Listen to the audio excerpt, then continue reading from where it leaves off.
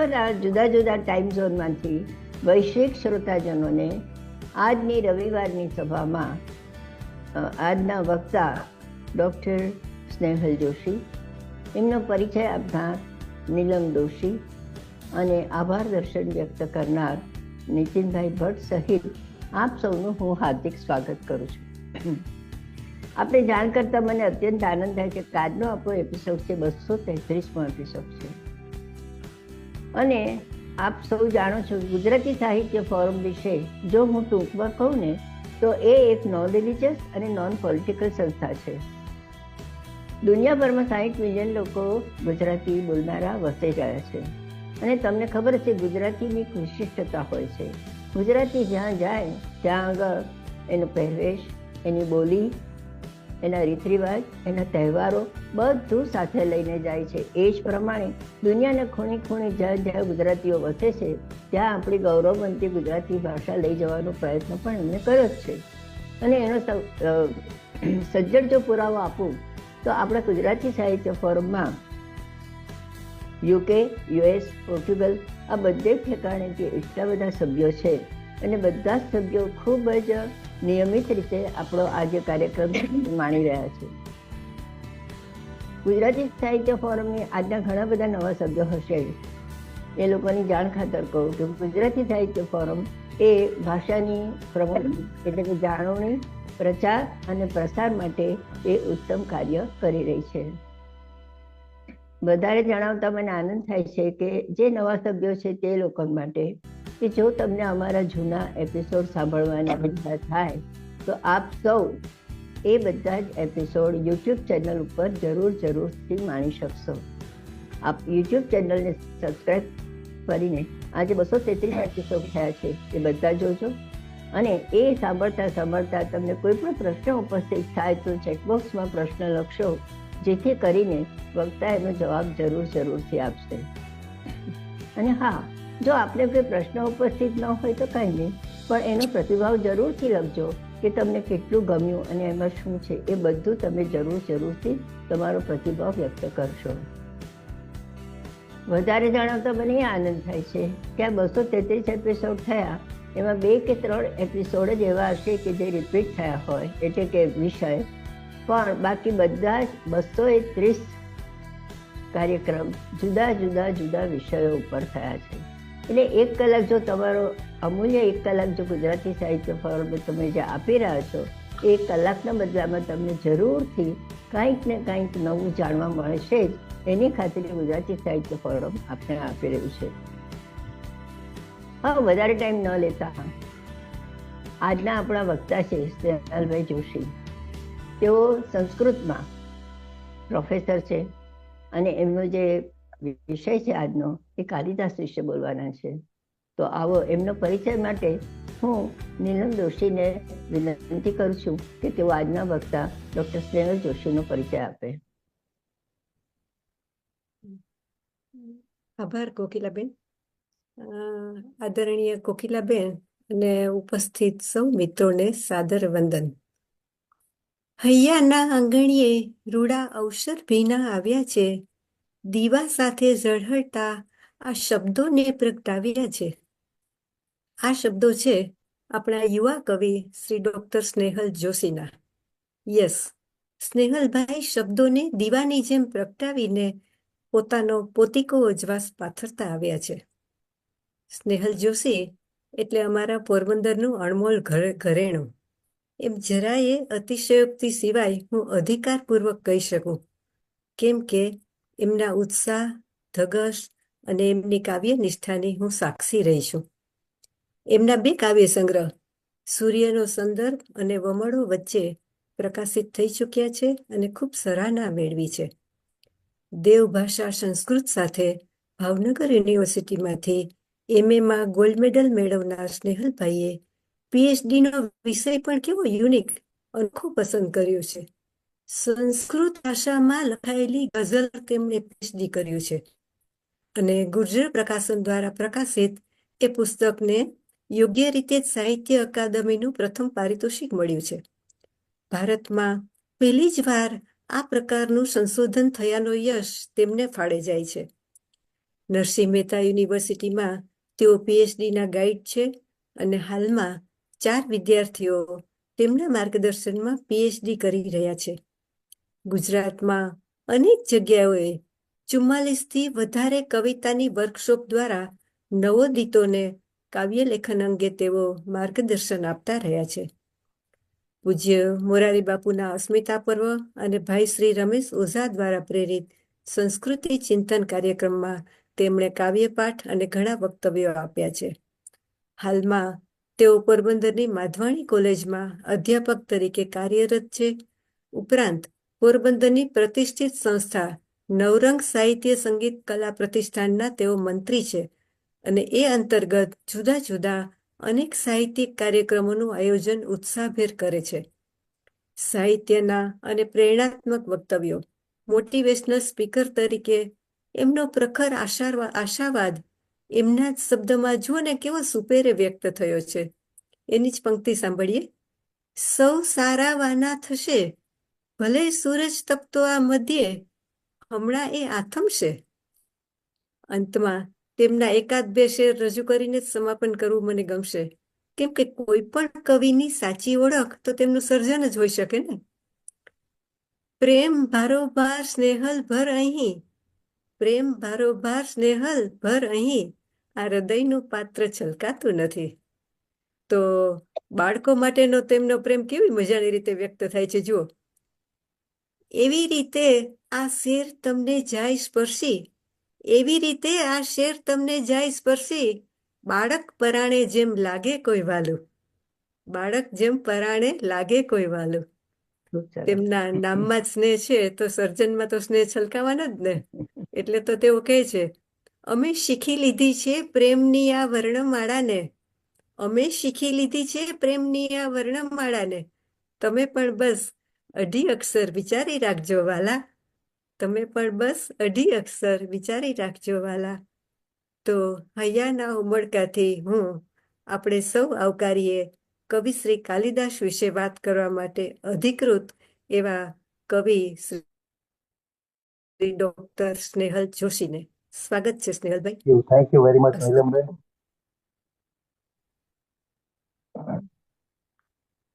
તમારા તો ઘણા શેર કરવા સંભળાવવા ગમે, પણ અત્યારે માઇક તમારા હાથમાં આવે. ખૂબ ખૂબ આભાર નીલમબેન. ખૂબ ભાવુકતાથી, ખૂબ લાગણીસભર આત્મીયતાથી આપણે પરિચય આપ્યો અને સ્વાભાવિક છે કે એક મોટા બેન તરીકે જે રીતે આપણે મને નિરંતર પ્રેમ આપ્યો છે તો એ તમારા શબ્દોમાં એ છલકી આવે. તો ખૂબ ખૂબ આભાર. આદરણીય કોકિલાબેન, અલકાબેન, રિંકીબેન અને GSF સાથે જોડાયેલા, ગુજરાતી સાહિત્ય ફોરમ સાથે જોડાયેલા તમામ મિત્રો, આજે મારે જે વાત કરવાની છે એ કાલિદાસ એ કઈ રીતે સંસ્કૃતિનો કવિ નિશ્ચિત થાય છે, કાલિદાસ કઈ રીતે માનવ જીવનને પ્રસ્તુત કરતો કવિ થાય છે એના વિશે. તો કાલિદાસના શબ્દોથી જ આ વક્તવ્યનો પ્રારંભ કરું. કાલિદાસ રઘુવંશના પ્રારંભે, મહાકાવ્ય છે કાલિદાસ રઘુવંશ, અને એના પ્રારંભે એનો પ્રથમ શ્લોક શિવ અને પાર્વતીને વર્ણન કરતા કહે છે, વાગર્થા સંપૃક્તૌ વાગર્થ પ્રતિપત્તયે જગત પિતરો વંદે પાર્વતી પરમેશ્વરો. વાણી અને અર્થની સિદ્ધિ માટે જે નિમિત્ત છે અને વાણી અને અર્થની જેમ જે જોડાયેલા છે એવા શંકર અને પાર્વતીને હું વંદન કરું છું. એવું રઘુવંશના પ્રારંભે, રઘુવંશનો શરૂઆત કરતા એવું મંગલાચરણ કાલિદાસ કરે છે. હું મારા વક્તવ્યનું મંગલાચરણ પણ કાલિદાસનો હવાલો લઈ અને આ શ્લોકથી કરું છું. કાલિદાસ એ એટલો વિનમ્ર કવિ છે, એની પ્રતીતિ પણ આ શ્લોક પછીના શ્લોકમાં જ રઘુવંશમાં એ કરાવે છે. એ કહે છે કે ક્વ સૂર્ય પ્રભવો વંશ, ક્વ ચાલ્પ વિષયામતી, સુદુસ્તરમ મોહાદ ઉડુપેનાસ્મિ સાગરમ. એટલે ક્યાં સૂર્યમાંથી જન્મેલો આ વંશ, ક્યાં ઇક્ષ્વાકુ વંશ, અને ક્યાં અલ્પ વિષય વાળી મારી મતિ. હું તો હોડકું લઈને સમુદ્ર તરવા માટે નીકળો છું. આવો મોટો કવિ, આવો મેજર પોઈન્ટ જ્યારે એવું કહે કે હું તો એક હોડકું લઈ અને આ સમુદ્ર પાર કરવાની ચેષ્ટા કરી રહ્યો છું. મારું પણ કાલિદાસ જેવું જ છે. આ મહાન વિષય કાલિદાસને પ્રગટ કરવો, કાલિદાસને ખોલી આપવો એ જેવું તેવું કામ નથી. આ તો એક મહાસાગર છે, એક દરિયો છે, અને એ દરિયામાં હોડી લઈ અને તરવા જેવી ચેષ્ટા હું કરી રહ્યો છું. કાલિદાસની ભવ્યતા, કાલિદાસની દિવ્યતા ને અંજલિ આપતા કાલિદાસનો અનુગામી એક લેખક, એક વાર્તાકાર એવું કહે છે કે નવો અર્થો જાતિર્ગ્રામ્ય શ્લેષો અક્લિષ્ટો સ્ફુટો રસઃ વિકટાક્ષર મધ્યશ્ચ કૃત્રિમ એકત દુર્લભ. બાણભટ્ટ એની કથામાં એવું કહે છે સંસ્કૃતમાં કે અર્થની નવીનતા, વર્ણોમાં સંસ્કારિતા, સરળ શ્લેષ, રસની સ્ફુટતા અને નૃત્ય કરતા હોય એવી શબ્દોવાળી પદાવલી એ એક જગ્યાએ મળવું દુર્લભ છે. આ બધું એક જગ્યાએ જોઈ શકાતું નથી. આવું બાણભટ્ટ પહેલા કહી ચૂક્યો છે. પણ પછી એને જયારે કાલિદાસને કદાચ વાંચ્યા હશે ત્યારે એને કાલિદાસ વિશે એવું કહ્યું, દીર્ઘતાસુ ન વાકસ્ય કાલિદાસસ્ય સુપ્તિષુ પ્રીતિર મધુર સાંદ્રાસુ મંજરી શ્રી જાયતે. એને કાલિદાસને વાંચ્યા પછી પોતે જે પહેલા મત આપ્યો કે આવું બધું એકત્ર ક્યાં જોવા મળે, આ બધું તો દુર્લભ છે, અર્થની નવીનતા અને સ્ફુટતા અને રસની સ્ફુટતા વગેરે. પણ પછી એને એમ કીધું કે આમ્ર મંજરી જેવી મનને પ્રસન્ન કરે એવી કાલિદાસની જે મધુર વાણી છે એ વાણી સાંભળીને કોણ ન ઝૂમી ઉઠી શકે. તો કાલિદાસની વાણીમાં, કાલિદાસની મધુર ભાષામાં એક પ્રકારની એવી સ્ફુટતા છે, એક પ્રકારની એવું આકર્ષણ છે કે જે તમામ વાચકોને, ભાવકોને એ આકર્ષે છે. કાલિદાસ એક એવો કવિ છે, રાજશેખર નામના એક મીમાંસક થઈ ગયા 10મી સદીમાં, કાવ્યશાસ્ત્રી થઈ ગયા. એને બહુ સરસ વાત કરી કાલિદાસ વિશે કે કાલિદાસ એક એવો કવિ છે જેના કાવ્યોની કીર્તિની પાંખ ઉપર બેસીને એને સમગ્ર દુનિયાને રસપાન કરાવ્યું છે. એટલે સમગ્ર દુનિયામાં એ ભૂમિ મળ્યું છે, સમગ્ર વિશ્વમાં, જગતમાં એ પોતાની કવિતાની કીર્તિની પાંખ ઉપર બેસીને સમગ્ર વિશ્વમાં ભૂમિ મળ્યો છે. જે રાજશેખરે આવું કહ્યું કાવ્ય મીમાંસામાં, એ રાજશેખર 10મી સદીમાં થઈ ગયેલા કવિ છે, નાટ્યકાર છે, અને એથી વિશેષ પણ એ કાવ્યશાસ્ત્રી છે. અને કાવ્ય મીમાંસા નામનો એનો એક બહુ જ મોટો આકર ગ્રંથ એણે 10મી સદીમાં રચ્યો છે. 930 થી 977 સુધીનો એનો સમય છે, ઈસવીસનના 930 થી 77 સુધીનો. 10મી સદીમાં એને આ વાત કરી કે કાલિદાસ ભારતભરમાં પોતાની ભૂમિ વળ્યો છે. એટલે એ ભારતભર એટલે કે વિશ્વભર કહેવાનો મતલબ એનો એવો હશે કે એને આર્યાવર્તની સમગ્ર સંસ્કૃતિ ને પોતાનું ઘેલું લગાડ્યું હશે. 10મી સદીમાં તો ભારતે પોતાના સીમાડાઓ નહોતા ઓળંગ્યા અને કદાચ જગતનું દર્શન નહોતું કર્યું. અને એ સમયમાં રાજશેખર એવું લખે કે સમગ્ર વિશ્વમાં કાલિદાસની કીર્તિ પહોંચી છે, ત્યારે એનો કહેવાનો મતલબ એવો હશે કે સમગ્ર ભારતમાં એટલે કે આર્યાવર્તમાં કાલિદાસની કીર્તિ છે એ છવાયેલી હશે. પણ 18મી સદીમાં એક અંગ્રેજ વ્યક્તિ, એક બ્રિટનનો એક વ્યક્તિ, ભાષાશાસ્ત્રી, એ ભારત આવે છે. અને ભારત આવી અને એ ભારતીય સંસ્કૃતિનો અભ્યાસ કરે છે. એનું નામ છે વિલિયમ જોન્સ. એ વિલિયમ જોન્સ બ્રિટનના લંડનમાં એનો જન્મ 1746માં અને એનું મૃત્યુ કોલકાતામાં 1794માં. આ દરમિયાન એને કોલકાતામાં રહીને ઘણા બધા પ્રાચીન ભારતીય સંશોધનો કર્યા, પ્રાચીન ભારતીય વિદ્યાઓનો અભ્યાસ કર્યો. મૂળ તો એ કોલકાતામાં ન્યાયાધીશ હતા અને એને સૌથી મોટું સંશોધન તો એવું કર્યું કે ભારતની અને યુરોપની જે ભાષા છે એ ભાષામાં બહુ મોટી સિમિલારિટી છે. અને એને સગોતરી ભાષા બંનેને બતાવી, દર્શી ભારતની અને યુરોપની ભાષાઓને. અને એક બહુ મોટું સંશોધન કર્યું અને એ સંશોધન સાર્થક થયું. અને ભારત અને યુરોપ વચ્ચે આ રીતે કોઈ પૂર્વેનો સામાજિક સંબંધ છે એવું એને ભાષાના ધોરણો ઉપરથી સાબિત કરી બતાવ્યું. આટલી વાત તો વિલિયમ જોન્સ માટે હું એટલે કરું છું કે 1700 આપણા માટે બહુ ઉત્કૃષ્ટ વાત છે કે 1784માં વિજ્ઞાન શાકુંતલનો એને અનુવાદ કર્યો. કારણ કે એ સમય દરમિયાન એ ભારત હતા અને ભારતમાં આવીને સંસ્કૃત શીખ્યા, સંસ્કૃતનો અભ્યાસ કર્યો અને સંસ્કૃત ભાષાઓનો અભ્યાસ કર્યો, અલગ અલગ તમામ ભાષાઓનો અભ્યાસ કર્યો. અને એ રીતે એને સૌથી વધારે જે રસપ્રદ રહ્યું હોય તો એ ભારતના વેદો, ઉપનિષદો અને કાલિદાસના અભિજ્ઞાન શાકુંતલનો એને અનુવાદ કર્યો. અને એ અનુવાદ એને બ્રિટનમાં સૌ પ્રથમ 18મી સદીમાં છપાયો. ઇંગ્લિશમાં છપાયો એટલે દુનિયાના તમામ દેશોમાં એ અનુવાદ પહોંચ્યો. જે તે ભાષાઓમાં, વિદેશની જે તે ભાષાઓમાં પણ પાછો એનો ફરીવાર અનુવાદ થયો, એટલે ઇંગ્લિશમાંથી જર્મનમાં અને ફ્રાન્સમાં વગેરે. તો આ રીતે કાલિદાસને વિલિયમ જોન્સે વિશ્વ પ્રસિદ્ધ, એટલે 10મી સદીમાં જે રાજશેખરે જાહેરાત કરી હતી કે કાલિદાસ પોતાની કીર્તિથી સમગ્ર જગતમાં ઘૂમી વળ્યો છે, એ વાત 10મી સદીની સાર્થક થઈ 18મી સદીમાં, અને સાચા અર્થમાં સમગ્ર વિશ્વ ઉપર કાલિદાસના કાવ્યો અને નાટકોએ એક એવું ઘેલું લગાડ્યું કે લોકો એનો અભ્યાસ કરતા થયા.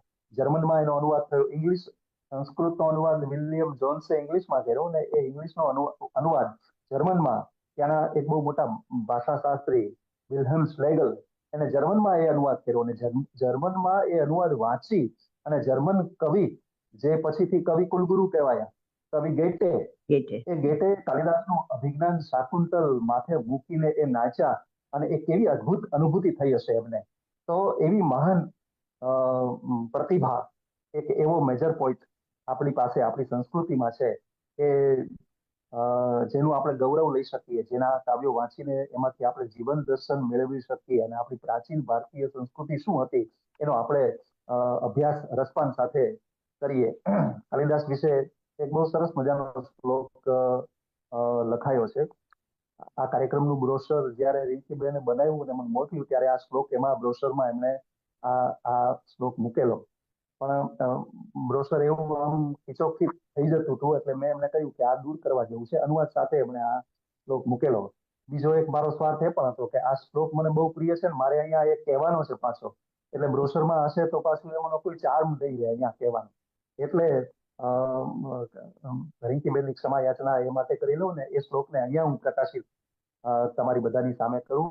એ શ્લોક એટલો અદ્ભુત છે, જે લખનાર જે વિદ્વાન પંડિત કવિ છે એ એટલો બધો વિચક્ષણ છે કે એને પોતાની પૂરી ચતુરતા ભાષાકીય યોજી અને આ શ્લોકની રચના કરી છે. એવું કહેવાય છે આ શ્લોકમાં કે પુરા કવિનામ ગણના પ્રસંગે કનિષ્ઠિકા અધિષ્ઠિત કાલિદાસા અદ્યાપી તત્તુલ્ય કવેર અભાવાદ અનામિકા સાર્થવતી બભુવ. પહેલા જ્યારે શ્રેષ્ઠ કવિઓની ગણના થઈ ત્યારે અનામિકા ઉપર કાલિદાસનું નામ મૂકવામાં આવ્યું. સોરી, કનિષ્ઠિકા ઉપર. કનિષ્ઠિકા એટલે છેલ્લી આંગળી, ટચલી આંગળી, જેને ગુજરાતી ભાષામાં એવું કહેવાય, દેશી ભાષામાં ટચલી આંગળી.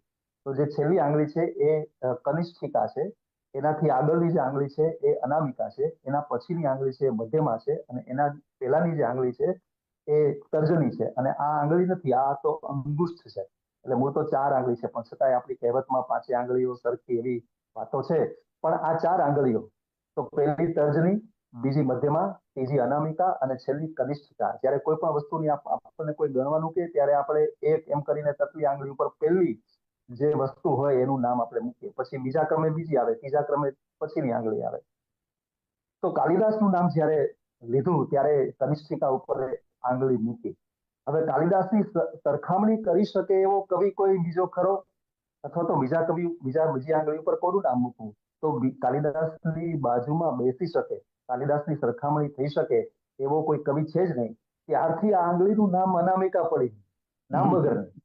કાલિદાસ પછી બીજો કોઈ એવો કવિ જ નથી કે જેનું નામ અહીંયા મૂકી શકાય. આ આંગળીનું નામ, આ એક કવિની કલ્પના છે, પણ સાર્થક કલ્પના છે. અને બીજી જે હું કવિની જે ચતુરાઈની વાત કરતો હતો એ છે કે એણે એવું કીધું કે અદ્યાપી તત્તુલ્ય કવેર અભાવાત. આજે પણ, આમાં જે અદ્યાપી શબ્દ છે એ બહુ મહત્વનો છે. આજે પણ એટલે આ શ્લોક 1000 વર્ષ પહેલા જયારે કહેવાયો હશે ત્યારે પણ આજે પણ, 500 વર્ષ પહેલા કહેવાયો હશે ત્યારે પણ આજે પણ, અત્યારે કહેવાયો છે ત્યારે આજે પણ કાલિદાસની કોઈ તુલના કરી શકે એમ નથી. હવે પછીના 500 વર્ષ પછી કહેવાશે ત્યારે પણ કે આજે પણ કાલિદાસ જેવો કોઈ કવિ નથી. એના પછી 1000 વર્ષ પછી કહેવાશે ત્યારે પણ. ટૂંકમાં જ્યારે પણ આ શ્લોક બોલાશે ત્યારે એની સમસામયિકતાની દ્રષ્ટિએ આ શ્લોક પોતાનું વજૂદ, કાલિદાસની પ્રતિભાને રજૂ કરતું પોતાનું જે કહેવત છે એ આ શ્લોક કાયમ રજૂ કર્યા કરશે. તો એવા સંસ્કૃતિના સંવાહક, એવા જીવન દર્શનને પ્રગટ કરતા કાલિદાસની કૃતિઓમાં પ્રવેશીને આપણે થોડી વાત કરીએ. કાલિદાસ એવું કહે છે, પુરાણ મિત્યેવ ન સાધુ સર્વમ. માલિકાગ્નિ મિત્ર એવું નાટક છે, અને એવું કહ્યું કે જૂનું છે એટલું સારું છે એવું માની લેવાની કોઈ જરૂર નથી. નવું છે, નવાનું પણ મહત્વ છે. આપણે ત્યાં ઓલ્ડ ઇઝ ગોલ્ડ એવી કહેવત છે. અને કાલિદાસના સમયમાં કદાચ આવું હશે કે જૂનું બધું વખણાતું હશે, નવાને કોઈ પ્રાધાન્ય નહીં આપતું હોય, તો કાલિદાસ એમ કહે છે કે કંઈક નવું કરવું જોઈએ. કાલિદાસ પહેલા ઘણા બધા નાટ્યકારો થઈ ગયા. ભાસ મહાકવિ નાટ્યકાર, એને 13 નાટકોની રચના કરી, તો એ પણ એની પહેલા થઈ ગયા. તો એની પહેલા જે બધું ચાલ્યું આવે છે નાટકમાં, એના કરતા કંઈક વિશેષ કરીને, કંઈક નવું કરીને મારે નાટક રચવું છે, મારે કાવ્ય રચવું છે, અને મારા કાવ્યોમાં અને નાટકોમાં મારે કંઈક નવું નવું લઈ આવવું છે. એટલા જ માટે દરેક કાવ્યોમાં કાલિદાસ કંઈક નવીન વસ્તુ પાથરે છે. દરેક નાટકોમાં નાવીન્યતા સભર કેટલાક ઉન્મેષો, આપણને કાવ્યાત્મક ઉન્મેષો કે કથાકીય ઉન્મેષો આપણને આપે છે. એ કાલિદાસની મહાનતા છે. કાલિદાસ છે એ વસુધૈવ કુટુંબકમનો કવિ છે. એના માટે સમગ્ર પૃથ્વી એક કુટુંબ સમાન છે. મને રોમન કવિ વર્જિલને યાદ કરવાનું મન થાય, જેને ઇલિડ નામનું એક મહાકાવ્ય ઈસવીસન પૂર્વે 15મી સદી 17મી સદી આસપાસ લખેલું. એની અંદર જે વિષયો છે, એ વિષયો ને એમાં ક્યાંક વિષાદ છે, ક્યાંક કરુણા છે, ક્યાંક યુદ્ધની વિભીષિકાઓ છે, ક્યાંક નિર્વેદ છે યુદ્ધો થકી.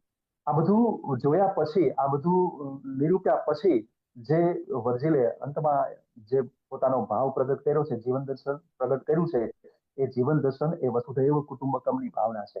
અને સમગ્ર વિશ્વ એ કુટુંબની ભાવનાથી જ્યારે આ પૃથ્વી ઉપર વસે છે, ત્યારે મનુષ્યના જીવનમાં એક પ્રકારનો ઉત્સાહ, એક પ્રકારનો ઉમંગ આવતો હોય છે, અન્યથા નહીં.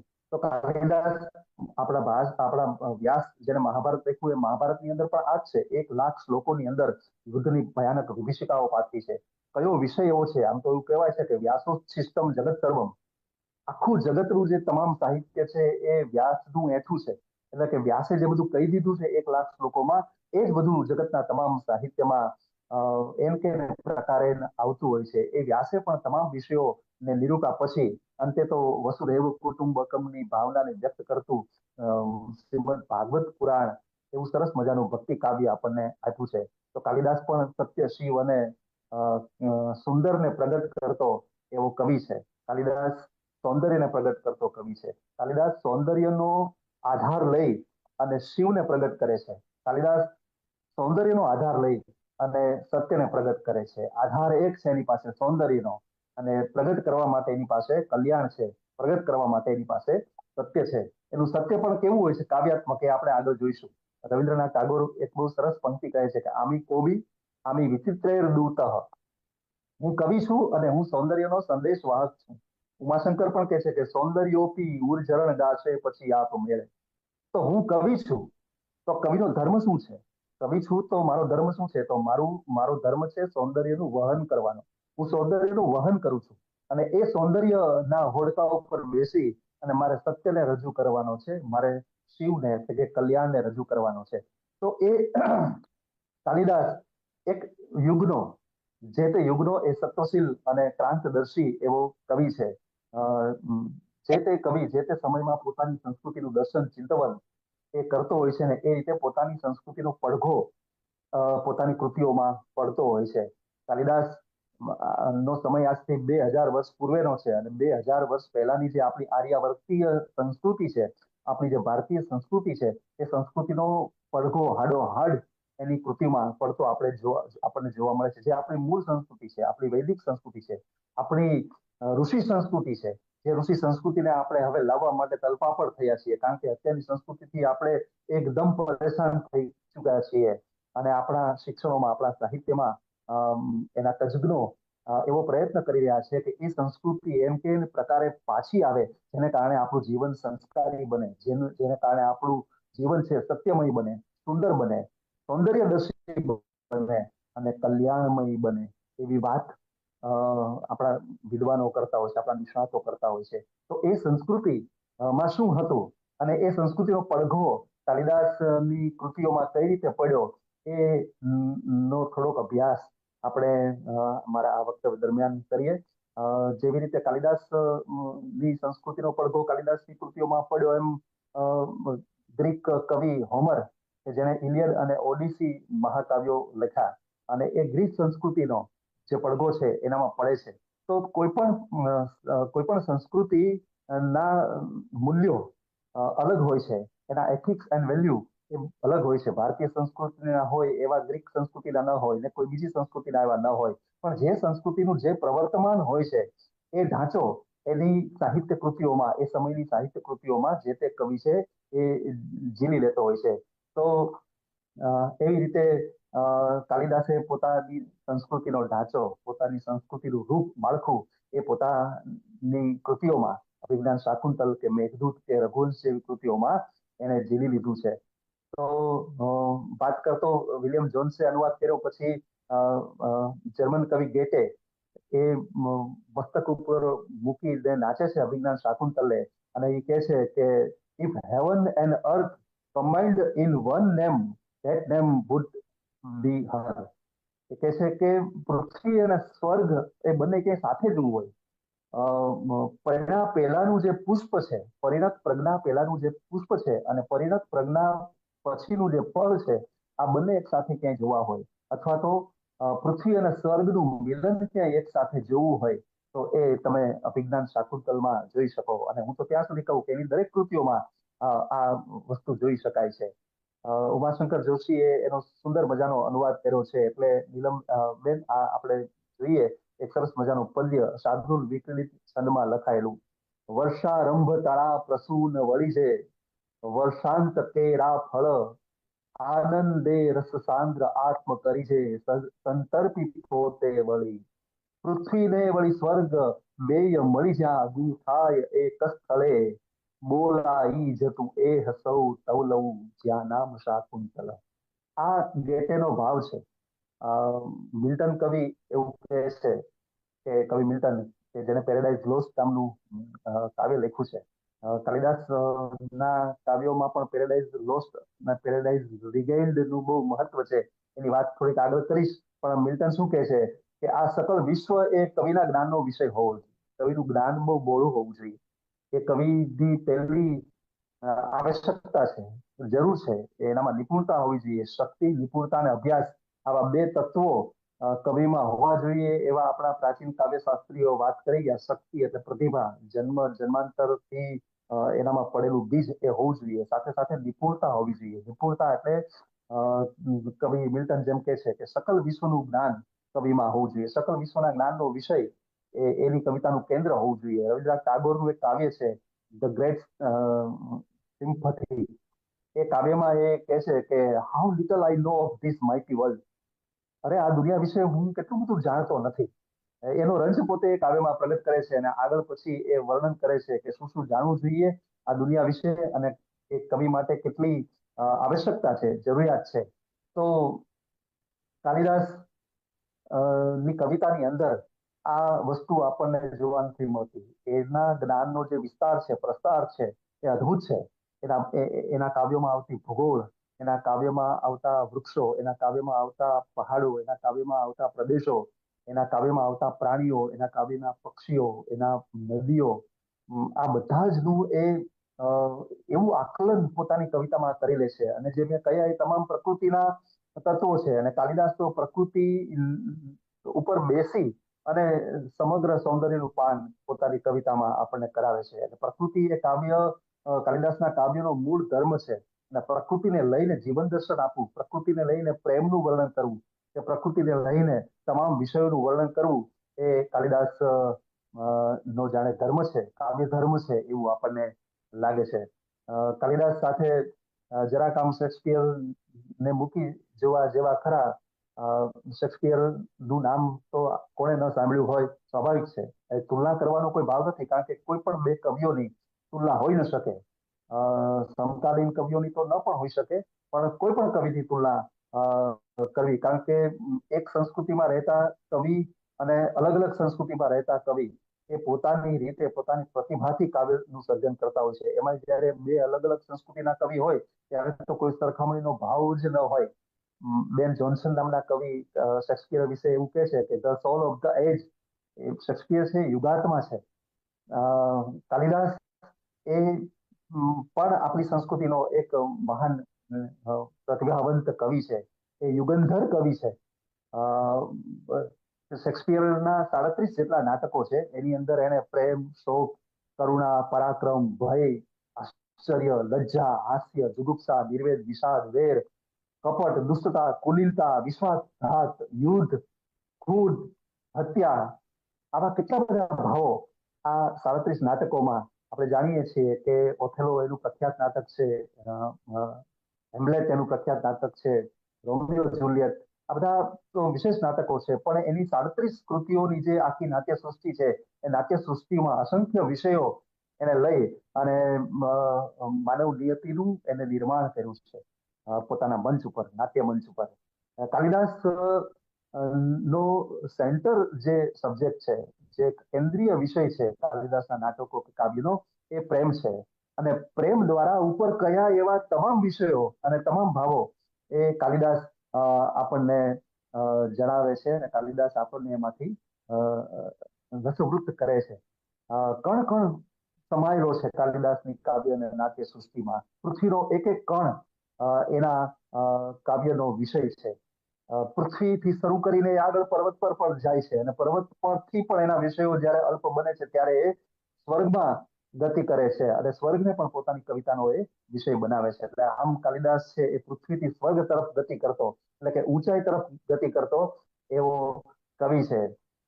અને આ માટે હમણાં કહ્યું એમ કાલિદાસ પાસે પ્રકૃતિનું એક બહુ જ સુંદર મજાનું અવલંબન છે. પ્રકૃતિને લઈને પ્રકૃતિનો આ નિતાંત ભાવક કવિ છે અને પ્રકૃતિને લઈને એ પોતાની કાવ્ય સર્જના કરે છે. અને ગહનતમ વિષયો, પ્રેમના સંઘર્ષો, કામના સંઘર્ષો, દિવ્યતાના સંઘર્ષો એ આપણી વચ્ચે, કારણ કે કોન્ફ્લિક્ટ છે એ કવિતા અને નાટકનો પ્રાણ હોય છે.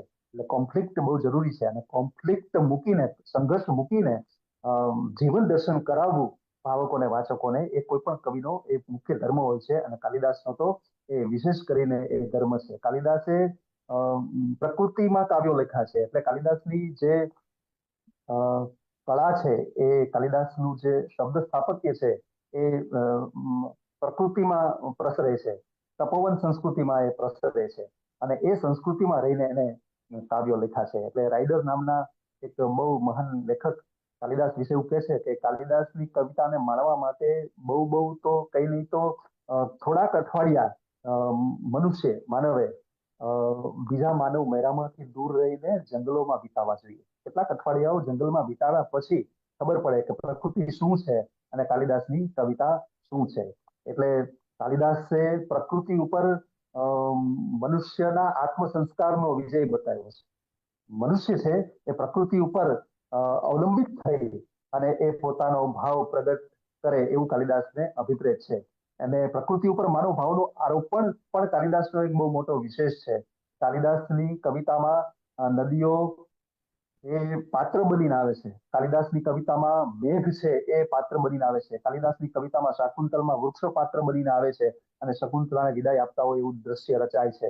તો પ્રકૃતિ પાત્ર બનીને આવે અને પ્રકૃતિને જીવંત બનાવી અને એક બહુ મોટો જીવન સંદેશ, એક બહુ સંસ્કૃતિનું બહુ મોટું સ્થાપન કાલિદાસ ત્યાં આપણને કરે છે. કાલિદાસના ઋતુસંહાર, એ મેઘદૂત, એ કુમાર સંભવ કે શાકુંતલ એ પ્રકૃતિના નિતાંત રસકર્મક એવા કાવ્યો છે. અને એની વાત આપણે કરીએ, શરૂઆત ઋતુસંહારથી કરીએ તો ઋતુસંહાર એ 6 ઋતુઓને પ્રગટ કરતું કાલિદાસનું એક મનોરમ્ય કાવ્ય છે, જેની અંદર ગ્રીષ્મ ઋતુથી કાલિદાસ પ્રારંભ કરે છે અને પછી વર્ષા, પછી શરદ, પછી હેમંત, પછી શિશિર અને પછી વસંત. તો તમે જુઓ કે એકદમ પ્રકૃતિ ને અનુરૂપ એવી 6 ઋતુઓ અને આ ઋતુઓમાં પ્રકૃતિ ઉપર શું પરિવર્તન આવે છે અને પ્રકૃતિ ઉપર પરિવર્તન આવ્યાથી એની અસર માનવ ઉપર શું થાય છે, પાત્રો ઉપર, મનુષ્ય પાત્રો ઉપર શું થાય છે, એને પ્રગટ કરતું આ એક અદ્ભુત કાવ્ય છે. યુવા અને નવોદિત કવિ તરીકે કાલિદાસનું આ પ્રથમ કાવ્ય છે ઋતુસંહાર. એટલે કાલિદાસની જે કળા જે છે એ કવિ તરીકેની જે પરિણત પ્રજ્ઞાનું ફળ છે એ અહીંયા ઓછું જોવા મળે, પણ છતાંય એક અદ્ભુત પ્રકારનું કાવ્ય. અને એમાં વસંતનું વર્ણન કરતી વખતે તો કાલિદાસ, વર્ષાનું વર્ણન કરતી વખતે ઋતુસંહાર કાવ્યમાં કાલિદાસ ખૂબ ખુલ્યા છે અને સર્વમ પ્રિય ચારુતરમ વસંતે કહીને એક માદકતા, વસંત ઋતુની આદરતા એ આપણને પ્રગટ કરી છે. એટલે આખું કાવ્ય પ્રણય ભાવને કેન્દ્રમાં રાખી અને એ પ્રકૃતિ ઉપર બેસી અને કાલિદાસે ગીતાંત વર્ણનો પ્રકૃતિના સૌંદર્યના કર્યા છે. પણ કાલિદાસનું પ્રથમ કાવ્ય છે. કાલિદાસ યુવાન છે, એટલે એક જે જીવનનો સંદેશ મળવો જોઈએ, યથાતથ સંદેશ, જીવનનું જે સૌંદર્ય મળવું જોઈએ એ અહીંયા મળતું નથી. જીવન દર્શન જે થવું જોઈએ એ સ્વાભાવિક છે, મળતું નથી. પણ એ આગળ જતા કાલિદાસ જેમ જેમ પોતાની કાવ્ય રચનામાં આગળ વધતો જાય છે એમ એ જીવન દર્શન આપતો જાય છે. અને પછીનું સર્જન એનું મેઘદૂત. મેઘદૂતમાં મેઘને દૂત બનાવી અને યક્ષ છે એ પોતાની પત્નીને સંદેશો મોકલે છે. આ જાણીતી વાત આ બધાને ખબર છે. કશ્ચિત કાંતા વિરહ ગુરુનામ સ્વાધિકારાત પ્રમત્તઃ ચાપે નાસ્તમ ગમિત મહિમા વર્ષ ભોગ્યેન ભર્તૃ યક્ષ ચક્રે જનક તનયા સ્નાન પુણ્યો દતેષુ સ્નિગ્ધ છાયા તરુષુ વસ્તિમ રામગિર્યાશ્રમેષુ. આ મેઘદૂતનો પહેલો શ્લોક છે. પહેલા શ્લોકની અંદર કાલિદાસ ભૂમિકા આખા કાવ્યની બાંધે છે. એ યક્ષ દ્વારા શાપને કુબેર દેવતા દ્વારા શાપને પામેલો એવો એનો એક સેવક યક્ષ એ પોતાની પત્નીથી ખૂબ દૂર રહે છે. એટલે કે છેક ઉત્તરથી દક્ષિણમાં એ રહે છે. એટલે કે અલકા નગરીથી શાપિત થઈ અને એ દક્ષિણમાં રામગીરીના આશ્રમમાં એ નિવાસ કરે છે. શાપનું કારણ પણ એના ટીકાકારો, કાલિદાસના ટીકાકારો આપે છે. શાપનું કારણ એવું કહે છે કે કુબેરે યક્ષની નિયુક્તિ કરી છે રોજ સવારે, વહેલી સવારે પુષ્પ લાવીને શંકરના દેવાલયમાં મૂકવાની, કે પછી પુષ્પ હોય અને એ શંકરની પૂજા એ પુષ્પથી કરી શકે. આ કામ યક્ષને કુબેર સોંપેલું છે. પણ પત્નીમાં આસક્ત એવો વહેલી સવારે ઉઠી નહીં શકતો એવો યક્ષ છે એ રાતે જ પુષ્પ ચૂંટી અને એ મૂકી દે છે શંકરના મંદિરે. અને રોજ સવારે એ પુષ્પ કળીઓના સ્વરૂપમાં પુષ્પ રૂપે ખીલી જાય અને કુબેર છે એ મહાદેવને પુષ્પ ચડાવે. પણ એક દિવસ એવું બન્યું હશે કે કળીઓમાં ભમરો પુરાઈ રહ્યો હશે અને સવારે જયારે બહાર નીકળ્યો હશે ત્યારે એને કુબેર દેવતાને દંશ દીધો હશે. અને આખી ઘટનાને કુબેર દેવતા પામી ગયા હશે કે રાતે જે કળીઓ મૂકી જાય છે એવા યક્ષનું આ પરાક્રમ છે. એટલે યક્ષને બોલાવી યક્ષને શાપ આપે છે કે પતિની આસક્તિ માટે જે આ જે ફરજને તું ચૂકો છું એના માટે થઈ અને તારે એનાથી દૂર રહેવાનું છે. એટલે 1 વર્ષ માટે એને અલકા નગરીથી દૂર, હિમાલયમાં આવેલી અલકા નગરીથી દૂર, પોતાની પત્નીથી દૂર એવા રામગીરીના આશ્રમમાં દક્ષિણમાં એને જવાની ફરજ પાડે છે. અને એ ત્યાં નિવાસ કરે છે. થોડા સમય તો એને ત્યાં ગાળી નાખ્યો છે. 8 મહિના તો એને ત્યાં પસાર કરી દીધા છે. અને હવે બાકીના 4 મહિના એના માટે બહુ વિફળ બને છે. અને એવું કે છે કે આષાઢસ્ય, કાલિદાસ વર્ણન કરે છે, આષાઢસ્ય પ્રથમ દિવસે મેઘ માસ્ત્રીચ સાનું. આષાઢના પહેલા દિવસે જ્યારે વપ્ર ક્રીડા કરતા, પાણી સૂંઢમાં ભરી અને પછી એની પિચકારી કરતા, એનો ફુવારો કરતા એવા હાથીઓને એ જોવે છે. અને બરોબર સામે મેઘનું દ્રશ્ય રચાય છે. અને મેઘને જ્યારે યક્ષ જોવે છે ત્યારે પોતાની પત્નીથી એટલો બધો એના વિરહથી પીડિત છે અને એને યાદ આવે છે. અને પછી કાલિદાસની જે સર્જના છે એ શરૂ થાય છે. કાલિદાસ ભૂગોળને બરોબર જાણે છે. રવિન્દ્રનાથે કહ્યું ને કે એ બહુ જાણવું પડતું હોય છે. મિલ્ટને પણ કીધું કે કાલિદાસે તમામ વિષયોનું જ્ઞાન કોઈ પણ કવિએ ધરાવવું પડતું હોય છે. તો કાલિદાસ પાસે ભારતીય સંસ્કૃતિનું, ભૂગોળનું અનન્ય જ્ઞાન છે. એને અલકાથી શરૂ કરીને, ઉત્તરથી શરૂ કરીને મેઘને મોકલ્યો છે. એ મેઘને જોવે છે એટલે પોતાની પત્ની ને સંદેશો પહોંચાડવા માટે એને સંદેશવાહક બનાવે છે. તું બન અને મારી પત્નીને તું સંદેશો કહેવા જા. કારણ કે આ રામગીરી આશ્રમોમાં એવું કોઈ છે નહીં કે આટલી બધી દૂર એ જઈ શકે અને પોતાની પત્નીને એ પોતાનો સંદેશો પહોંચાડી શકે. એટલે મેઘને, આ મેઘ જેવા નિર્જીવ તત્વને કાલિદાસ સંદેશ વાહનનું પાત્ર બનાવે છે, સાધન માધ્યમ બનાવે છે અને એક જીવંતતા એનામાં આરોપિત કરે છે. એ કાલિદાસની એક વિશિષ્ટતા છે.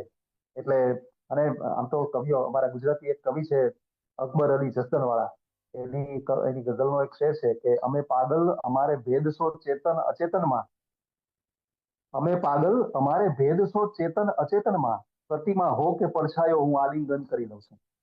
પ્રતિમા હોય કે પડછાયો હોય, અમે તો પાગલ છીએ. અમારે જે પ્રેમમાં પાગલ છે, જે પ્રેમમાં ઉન્મત્ત છે એવા લોકો બીજું કશું વિચારતા નથી. કાલિદાસનો યક્ષ પણ આવો છે, પ્રેમમાં ઉન્મત્ત છે, પોતાની પત્નીમાં વિરહથી સંતપ્ત છે. અને એટલા માટે એ મેઘને પણ વિનવે છે પોતાની પત્ની સુધી પોતાનો સંદેશો લઈ જવા માટે. એટલે અદ્ભુત એક પ્રકારનું કાવ્ય કાલિદાસે રચ્યું. એમાં ઇતિહાસ, ભૂગોળ, પ્રકૃતિ, ધર્મ, અધ્યાત્મ આવા તમામ વિષયો સાથે શિલ્પ સ્થાપત્ય જેવા વિષયો એ તમામનું વર્ણન કરીને કાલિદાસ અંતે તો આ જ સંદેશ આપે છે કે પ્રેમમાં ઉન્મત્તતા છે એ પછાડે છે. આ ભાવને એક બીજ રૂપે કાલિદાસે મેઘદૂતમાં મૂકી છે. એ બીજ આગળ જતા સ્ફુટિત થાય છે, એનો છોડ બને છે એની આગલી કૃતિઓમાં. નાનાલાલ બહુ સરસ કહે છે કે મેઘદૂતનું આકર્ષણ જેમ ભોગીઓને છે, કારણ કે મેઘદૂત તો શૃંગાર કાવ્ય છે, એટલે મેઘદૂતનું આકર્ષણ જેમ ભોગીઓને છે એમ યોગીઓને પણ છે, એવું નાનાલાલ કવિ કહે છે. એટલે યોગીને પણ એનું સૌંદર્ય પાન કરવાનું મન થાય. યોગીને પણ આ જીવન સંદેશ, આ સંસ્કૃતિમય જીવન સંદેશ મેળવવાનું પ્રલોભન થાય એવા પ્રકારનું કાલિદાસનું આ કાવ્ય છે. એમાં નર્મદા જેવી નદી, ક્ષિપ્રા જેવી નદી, ગંધવતી, વૈત્રવતી, નિધિન, કેટલી બધી નદીઓનું કાલિદાસને જ્ઞાન છે. અને એ એના નિશ્ચિત સ્થાનો જે આજે પણ વિદ્યમાન છે, આજની તારીખમાં પણ એ નિશ્ચિત સ્થાનોમાં એ નદીઓ, એ પર્વતો નું વર્ણન કરી અને કાલિદાસ આવું એક ભવ્ય સંસ્કૃતિ પરક કાવ્ય છે એ રચે છે. એટલે મેઘદૂતની ભૂગોળ નથી રહેતી, પણ એ કવિતા બની જાય છે. એટલે કવિતામાં રસાઈ અને એ આવે છે. એટલે મેઘદૂતનો જે કલા પક્ષ છે એ ભૂગોળ છે, પણ મેઘદૂતનો જે ભાવ પક્ષ છે એ સંદેશ છે કે પ્રણયમાં ઉન્મત્ત બની અને નીચે પડવા કરતા ઉપર ઉઠવું એ બહુ જરૂરી છે. પણ આ સંદેશને કાલિદાસ આગળના કાવ્યોમાં બહુ જ ભાવપૂર્વક મૂકી શકાય છે, અને એ કાવ્ય છે કુમાર સંભવ. આ કાવ્યથી કાલિદાસ સંસ્કૃતિના તળિયા સુધી, ભારતીય સંસ્કૃતિના તળિયા સુધી પહોંચ્યા છે. જીવન દર્શનના તળ સુધી કાલિદાસ આ કાવ્યથી પહોંચ્યા છે. તો સાથે સાથે જીવન દર્શનના આકાશને પણ આ કાવ્યથી કાલિદાસ આંબતા હોય એવું આપણને લાગે છે. એટલે મૂળ સંસ્કૃતિનો જે આદર્શ છે, આપણી આર્યાવર્તીય સંસ્કૃતિનો, એ આદર્શ આ કાવ્યમાં ઝીલાયો છે, કુમાર સંભવમાં ઝીલાયો છે. અહીંયા પરિશુદ્ધ પ્રેમની વાત છે, અને વિવાહ સંસ્કૃતિનો આદર્શ, અને લોક કલ્યાણ માટે પ્રજોત્પત્તિ, આ ત્રણના પાયા ઉપર કાલિદાસે પ્રેમ પરિશુદ્ધ હોય એ બહુ જરૂરી છે. પ્રેમમાં અશુદ્ધતા ન ચાલે, પ્રેમમાં પ્રમાદ ન ચાલે, એવું મેઘદૂતમાં તો એ કહી ગયા કે પ્રમાદ છે, એ પ્રમાદને કારણે યક્ષને શાપ મળે છે. પ્રમાદ ન ચાલે, પ્રેમમાં પૂર્ણતા જોઈએ, પ્રેમમાં પરિશુદ્ધતા જોઈએ, અશુદ્ધતા ન ચાલે એવું કાલિદાસ આપણને ખાસ આ કાવ્યથી બતાવે છે. એટલે વિવાહ યજ્ઞનું આ કાવ્ય છે. અહીંયા વિવાહ સંસ્કૃતિનો આદર્શ એ બતાવે છે. એટલે પ્રથમ પ્રેમ, પછી વિવાહ, અને પછી સંતાન પ્રાપ્તિ એટલે કે પ્રજોત્પત્તિ. આ ત્રણ બેઝ એ આ કાવ્યના છે. પ્રેમ પણ કેવો? પરિશુદ્ધ પ્રેમ, અને એ પ્રેમ પરિણતિમાં જન્મે એવું કાલિદાસનું ચિંતન છે. અને એ પરિણતિ એ સંતાન પ્રાપ્તિમાં જન્મે, અને એ સંતાન પ્રાપ્તિ પણ કેવી? લોક કલ્યાણ અર્થે સંતાન પ્રાપ્તિ. એ પણ કાલિદાસ અહીંયા એક ચિંતન આપણી સામે આ કાવ્યની અંદર મૂકે છે. એટલે વોલ્ટર રૂબેન નામના કવિ, આમ જુઓ તો કેટલા બધા પશ્ચિમના વિદ્વાનોએ, મેં ગેટેની તો વાત કરી, વિલિયમ જોન્સની વાત કરી, આ વોલ્ટર રૂબેન, પછી ડોક્ટર એબી Keith, doctor Smith, doctor McDonald, અને એવા તો કેટલાય વિદ્વાનો કે જેને કાલિદાસની કવિતાઓ પર અભ્યાસ કરીને પશ્ચિમમાં કાલિદાસ શું ચીજ છે એ લોકોને બતાવ્યું છે. એટલે વોલ્ટર રૂબેન એવું કહે છે કે glorious song of the Indian bride, કાલિદાસનું જે કાવ્ય છે એ ભારતીય કુમારિકાનું એક પ્રતિભાવંત કાવ્ય છે, એક ગાન છે, એક ગીત છે. એટલે એ કુમારિકા પછી પરિણતિમાં પ્રવેશે, અને એ પરિણતિ જ્યારે સંતાન પ્રાપ્તિમાં લોક કલ્યાણ અર્થે ઉત્પન્ન થતી પ્રજા એમાં પરિણમે, ત્યારે કાલિદાસનો જે સાર્થક ધર્મ છે એ પ્રગટ થાય છે. એટલે ગૃહ માંગલ્યનો આ કવિ છે. લગ્ન જીવન, લગ્નની અવસ્થા, એનું નિરૂપણ એ કુમાર સંભવનો મુખ્ય વિષય બનીને આવે છે. પણ લગ્ન પૂર્વે કાલિદાસ કહે છે કે પ્રેમ કેવો હોવો જોઈએ. તો એની વાત જરાક કથા સંદર્ભ તમને આપી દઉં તો પાર્વતીના પિતા એ ઈચ્છે છે, હિમાલય, કે મારી પુત્રીના લગ્ન શંકર સાથે થાય, અને એ માટે શંકરને જ્યાં કૈલાસ પર તપ કરે છે ત્યાં શંકરની સેવા માટે એને નિયુક્ત કરે છે. એ દરમિયાન કાલિદાસે તો પાર્વતીએ તો પોતાનું સૌંદર્ય શિવને બતાવવા માટે જવાનું છે કે જુઓ હું કેવી સૌંદર્યવાન છું, અને તમે જ્યારે તમારી સમાધિમાંથી મુક્ત થાઓ અને તમારા નેત્રો જ્યારે ઉદ્ઘાટિત કરો ત્યારે તમે મને જુઓ, મારું સૌંદર્ય જુઓ અને મારો પાણી ગ્રહણ તમે કરો એવા ભાવથી એની સેવા કરવા માટે જાય છે પાર્વતી, અને કરે પણ છે. શંકર તો નિત્ય નિરંતર પોતાની સમાધિમાં વ્યસ્ત છે. આ બાજુ એવું બને છે કે પૃથ્વી ઉપર તારકાસુર નામનો એક અસુર છે, અને એ અસુરના ત્રાસથી સમગ્ર પૃથ્વી એ ત્રાહિમામ પોકારી ઉઠી છે. ત્યારે દેવતાઓ બ્રહ્મા પાસે જઈ અને તારકાસુરના વધ માટે કશુંક કરવાની વાત કરે છે. ત્યારે બ્રહ્મા કહે છે કે એ તો અમરત્વ પામેલો દાનવ છે તારકાસુર, તો એ નહીં થઈ શકે. પણ શંકરના લગ્ન જો પાર્વતી સાથે થશે અને એનાથી જે બાળકનો જન્મ થશે એ બાળક એ આ તારકાસુરનો વધ કરી શકશે. માટે શંકરના કાર્તિકેય, હા, તો શંકરના લગ્ન પાર્વતી સાથે થાય એવી નિયોજના તમે કશી કરો. આવું જ્યારે દેવતાઓને સૂચન કરે છે, ઇન્દ્રને સૂચન કરે છે, ત્યારે ઇન્દ્ર કામદેવને તૈયાર કરે છે. અને કામદેવ પોતે પોતાના મિત્ર વસંત સાથે, એની પત્ની રતિ સાથે આવે છે.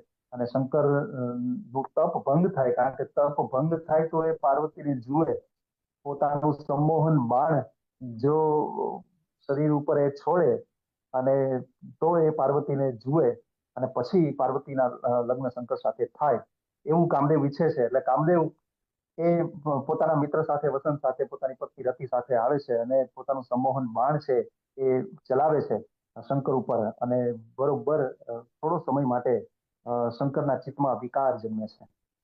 અને વિકારનું કારણ શું છે, અને એ વિકારનું કારણ, અને વિકાર જન્મે છે ત્યારે થોડીક ક્ષણો માટે એ પોતાના લોચનોને ખોલે છે, પોતાના નયનોને ખોલે છે, આંખોને ખોલે છે. આંખોને ખોલીને જુએ છે તો સામે પાર્વતી છે. પાર્વતીને જો આ તો કામદેવનું બાણ છે, સંમોહન બાણ છે. સંમોહન બાણમાં તો દેવતાઓને પણ ચલિત કરવાની શક્તિ છે. એટલે પાર્વતીને જુએ છે તો ક્ષણિક થોડી ક્ષણો માટે એ વિકાર અનુભવે છે, એ ચલિત થાય છે. પણ પછી તરત જ પોતાની આંખો બંધ કરી લે છે અને એ પોતાના વિકારનું કારણ શું છે એ શોધવા માટે જ્યારે એ ધ્યાનસ્થ અવસ્થામાં જુએ છે તો કામદેવની નજરમાં આવે છે. પોતાની ત્રીજી આંખ ખોલીને એમાંથી અગ્નિ છે એ કાઢી અને કામદેવને ભસ્મીભૂત કરે છે. અને ત્યાં તો રતિ વિલાપ કરે છે, કામદેવ બળીને ભસ્મ થઈ જાય છે. રતિ વિલાપ કરે છે. આ બાજુ પાર્વતીને એમ પણ થાય છે કે ના ના, અમે ખોટું કર્યું છે. મારે મારા સૌંદર્યના અભિમાનથી શિવને પ્રસન્ન કરવાની જરૂર નથી. મારે કોઈ બીજું માધ્યમ પસંદ કરવું પડશે. અને આ બાજુ કામદેવ પણ ભસ્મીભૂત થાય છે. એટલે એક સાથે બંનેને જાણે સજા મળતી હોય, આ કાલિદાસનું દર્શન છે. એક સાથે કામદેવને પણ સજા મળે છે પોતાના કૃત્યથી શંકરને ચલિત કરવા માટેના. કારણ કે પ્રેમ માટે કામનો આદર્શ લેવા માટે, પ્રેમ માટે કામનું માધ્યમ લેવાનું ક્યારેય કાલિદાસને રૂચ્યું નથી. તો આ બાજુ પાર્વતીને પણ સજા મળે છે. અને એને એમ થાય છે કે હું જેને પ્રાપ્ત કરવા માટે અહીં આટલા સમયથી આ સાધના કરું છું, એ સાધના તો મારી સાર્થક થઈ નહીં, અને શિવ તો હવે મને મળશે નહીં. એટલે એ પણ હવે નવો માર્ગ શોધે છે શિવને પ્રાપ્ત કરવા માટેનો, અને એ માર્ગ છે તપનો માર્ગ. એટલે એ પછી તપ કરે છે. અને આ બાજુ કામદેવ છે એ બળીને ભસ્મીભૂત થાય છે. તો કાલિદાસ છે એ પાત્રોને સજા આપે છે. ઉન્મત્ત થયેલા પ્રેમમાં કે કામમાં ઉન્મત્ત થયેલા પાત્રોને, યક્ષમાં પણ આપણે જોયું, અહીંયા પાર્વતી અને કામમાં પણ જોયું કે ઉન્મત્ત જે થઈ જાય છે પોતાના પ્રેમ ભાવમાં કે શૃંગારમાં, એ પાત્રોને સજા આપે છે. આ એક એનું મોટું જીવન દર્શન છે અને એ આપણી ભારતીય સંસ્કૃતિનો ધર્મ છે. એટલે પછી પાર્વતી નવો માર્ગ અપનાવે છે, તપનો માર્ગ અપનાવે છે. અને તપનો માર્ગ અપનાવી અને પછી શિવને પ્રાપ્ત કરવા માટેના પ્રયત્નો કરે છે. એ પોતે શરૂઆતમાં ફળ ખાઈને તપ કરે છે, પછી એમ થાય ફળ પણ નથી ખાવા, એટલે પાંદડાઓ ખાઈને પછી એ તપ કરે છે. પાંદડાઓ પણ મૂકી દે છે ખાવાના, અને એમનેમ શિયાળો, ઉનાળો ને ચોમાસું ભર વરસાદમાં એ તપ કરે છે, ઉનાળાની ગરમીમાં એ તપ કરે છે, શિયાળાની ઠંડીમાં એ તપ કરે છે. પાંદડાઓ પણ ખાવાનું છોડી દીધું અને તપ કરે છે. એટલે અપર્ણા એવું પાર્વતીનું નામ પડ્યું છે. અને એ પછી જ્યારે એના તપથી શિવ પ્રસન્ન થાય છે ત્યારે એના લગ્ન એ શિવ સાથે થાય છે. તો એ તપનો આદર્શ, આ તપ કરીને, શ્રમ કરીને, પરિશ્રમ કરીને કશું પ્રાપ્ત કરવાની, તપ કરીને કશું પ્રાપ્ત કરવાની કાલિદાસની વિભાવના છે, કાલિદાસનું જીવન દર્શન છે, એ કુમાર સંભવ કાવ્યમાં પ્રગટ થાય છે. અને ત્યાંથી પૂરું નથી થતું. એ તપ કર્યા, પ્રેમને તપ કર્યા પછી પ્રાપ્ત કરવો, કારણ કે તપ બહુ જરૂરી છે. તપની તાવણીમાં તવાઈને પાત્રો છે એ શુદ્ધ બને છે. શુદ્ધતા બહુ જરૂરી છે. પાત્રો છે પ્રારંભમાં એ કેવા હોય છે? ઉન્મત્ત હોય છે, પ્રારંભમાં પ્રમાદી હોય છે. પણ પછી જ્યારે પ્રેમની તાવણીમાં તવાય છે, સંઘર્ષમાં મુકાય છે, જ્યારે શાપનો ભોગ બને છે, જ્યારે એ કષ્ટ સહન કરે છે અને એ આકંઠ કષ્ટ સહન કર્યા પછી જે એને મળે છે એ તપની તાવણીમાં તવાઈને મળેલું સુવર્ણ પ્રાપ્ત કરે છે એના પાત્રો. એટલે કાલિદાસને આ અભિપ્રેત છે. સામાન્ય બુદ્ધિ, સામાન્ય એવી વિચારધારા વાળું મારું પાત્ર ન હોય, અને હોય તો પછી એને આ શુદ્ધતા પ્રાપ્ત કરીને પછી પ્રેમને પ્રાપ્ત કરવાનો છે, પછી એને સંતતિને પ્રાપ્ત કરવાની છે. એવો એક બહુ મોટો આદર્શ એ આપણી સંસ્કૃતિનો કાલિદાસ આ કાવ્યમાં મૂકી આપે છે. એટલે એક ભવ્ય કાવ્ય ની શરૂઆત કુમાર સંભવથી અથવા કાલિદાસની આ રચનાઓથી થાય છે, અને એક બહુ મોટા આદર્શ આપણને કાલિદાસ અહીંયા આપે છે. તો જેવી રીતે કામની વાત કરી, કામ તો કેવો હોવો જોઈએ, તો કાલિદાસ શંકર ભગવાન અને કામદેવની જે આ જે સંઘર્ષ છે, એ સંઘર્ષમાં કાલિદાસ એવું કહેવા માંગે છે કે કામ છે એ ધર્મ સંગત હોવો જોઈએ. કૃષ્ણ ભગવાને ગીતામાં એવું કહ્યું કે ધર્મા વિરુદ્ધો ભૂતેષુ કામોસ્મી ભરતર સભા. ધર્મથી અવિરુદ્ધ હોય એવો હું કામ છું. હે અર્જુન, કામ તો છું, પણ કેવો? ધર્મથી અવિરુદ્ધ, એટલે કે ધર્મ સંગત, ધર્મ સાથે જોડાયેલો એવો હું કામ છું. તો ધર્મ સાથે જે કામ પાત્રો નિભાવી જાણે છે એ પાત્રો કાલિદાસના પાત્રો છે, અને કાલિદાસ પોતાના પાત્રો પાસે આ અપેક્ષા રાખે છે. અને હમણાં જ કોકિલાબેને કહ્યું એમ કાર્તિકેય, તો એ કાર્તિકેયનો પછી જન્મ થાય છે. એટલે શિવ અને પાર્વતીનો પ્રેમ, પ્રેમ પછી એના વિવાહનું પણ એક અદ્ભુત સંકલન કાલિદાસે કુમાર સંભવમાં કર્યું છે. અને એ વિવાહ પછી સંતાનનો જન્મ પણ બહુ જરૂરી છે, અને એ સંતાન પણ કેવો? એ લોક કલ્યાણ માટે ઉત્પત્તિ પ્રજા, લોક કલ્યાણ માટે જન્મતી પ્રજા, એ કાલિદાસને અપેક્ષિત છે. એટલા માટે જ શાકુંતલમાં તમે જુઓ તો શકુંતલા અને દુષ્યંતનો પુત્ર એ ભરત, કે જે ભારતીય સંસ્કૃતિનો ભવ્ય રાજા બની અને ભારતીય સંસ્કૃતિને સુસંસ્કૃત બનાવે છે, એવો એક રાજા જોઈએ. એટલે લોક કલ્યાણ કરવા વાળો કોઈ સંતાન પણ જોઈએ, એ પણ કાલિદાસનો આદર્શ છે. પ્રેમ પણ જોઈએ, પરિણતિ પણ એટલે કે લગ્ન પણ જોઈએ, અને સાથે સાથે આ સંતતિ પણ જોઈએ, આદર્શ સંસ્કૃતિ પણ જોઈએ, લોક કલ્યાણ કરી શકે એવી સંતતિ પણ જોઈએ. એ પણ કાલિદાસનું મહત્વ છે. અને એટલા માટે જ રઘુવંશના જે રાજાઓનું વર્ણન કર્યું, એ રાજાઓમાં દિલીપ, રઘુ, અજ, પછી રામ, દિલીપનો પુત્ર રઘુ, એનો પુત્ર અજ, એનો પુત્ર દશરથ, એના પુત્ર રામ, આ રીતે વર્ણન કર્યું ને. એક ભવ્ય આદર્શ રાજા કેવો હોવો જોઈએ, એક આદર્શ અને ઉર્જાવાન મનુષ્ય કેવો હોવો જોઈએ, એ આ રાજાઓનું માનવ ચરિત્ર નિરૂપી અને કાલિદાસે આપણને એક આદર્શ પૂરો પાડ્યો છે. કાલિદાસ માણસને ઉર્જાવાન જોવા ઈચ્છે છે, એ માણસને તેજસ્વી જોવા ઈચ્છે છે, એ સંસ્કૃતિવાન જોવા ઈચ્છે છે. અને એટલા માટે થઈને આપણી પાસે શિવનો આદર્શ મૂકે છે, આપણી પાસે રામનો આદર્શ રઘુવંશમાં મૂકે છે, આપણી પાસે દુષ્યંતનો આદર્શ મૂકે છે, આપણી પાસે દિલીપ જેવા રાજાનો આદર્શ. દિલીપ રાજા પણ પ્રારંભે ઉન્મત્તક છે, ઉન્માદયુક્ત છે. એ પણ સ્વર્ગમાંથી જયારે પાછો ફરતો હોય છે ત્યારે પૃથ્વી ઉપર આવી અને એ કામધેનુની અવગણના કરે છે, અને એના માટે એને શાપ મળે છે. એટલે એને સંતાન થતું નથી. પછી એ સંતાનની પ્રાપ્તિ માટે વશિષ્ઠ ઋષિના આશ્રમમાં 21 દિવસ રહી અને એ આકંઠ ગાયની સેવા કરે છે, અને ત્યારે પછી એને પુત્રનો જન્મ થાય છે, અને એને ત્યાં રઘુ નામનો પુત્ર જન્મે છે. તો ત્યાં પણ શાપ આપ્યો છે દિલીપને. તો પ્રારંભિક જે ઉન્મત્તા અવસ્થા છે, ઉન્મત્તા અવસ્થામાંથી બહાર નીકળી અને તમે પ્રેમની કે કામની ચારણીમાં ચડાઈને તવાઈને પરિશુદ્ધ બનો, એ કાલિદાસને અપેક્ષિત છે. તો એવી રીતે કાલિદાસનો સંદેશ જે છે, જીવન દર્શન છે, એ સત્યનું છે, સત્યના માર્ગ ઉપર ચાલવાનું છે. કાલિદાસનું જે સંદેશ છે એ ધર્મનો છે, સહિષ્ણુતાનો છે, ચારિત્રનો છે.